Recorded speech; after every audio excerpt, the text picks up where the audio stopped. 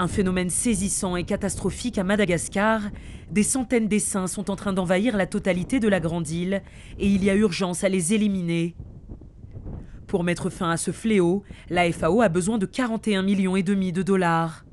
En fonction de sa taille, un essaim de criquet peut consommer jusqu'à 100 000 tonnes de végétation verte par jour, y compris des cultures. Titouane Aandji Amarwine est acridologue et mandaté par la FAO pour constater les dégâts en avril dernier. Donc ici, nous assistons à un déplacement d'un essaim de 15 km environ minimum. Et cet essaim, il a une vitesse de déplacement aux environs de 5 à 7 mètres par seconde. C'est un des grands essaims qu'on rencontre ici.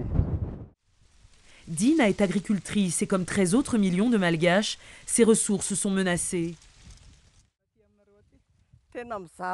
Nous souffrons beaucoup à cause de ces criquets, parce qu'ils détruisent nos cultures.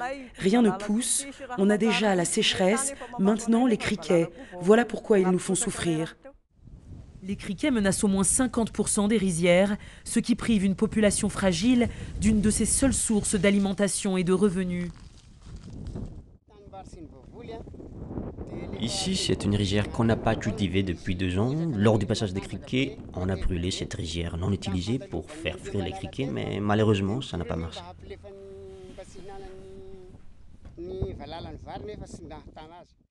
Perte de récolte, perte de revenus, les paysans sont obligés de trouver d'autres activités pour se nourrir. Sans l'aide de l'État, ils luttent contre les criquets avec les moyens du bord. Le 28 mars dernier, les criquets ont ravagé cet endroit. Tout a été couvert de criquets et ils n'ont rien léché.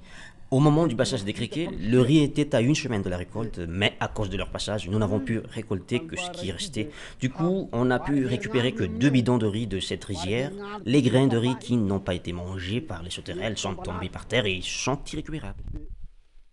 De concert avec le ministère de l'Agriculture, la FAO a déjà élaboré un plan de réponse d'urgence d'une durée de 3 ans, qui doit débuter en septembre 2013.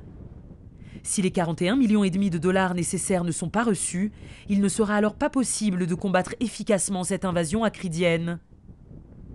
Les conséquences seront dramatiques pour la population de Madagascar, dont plus de 80% vit en dessous du seuil de pauvreté.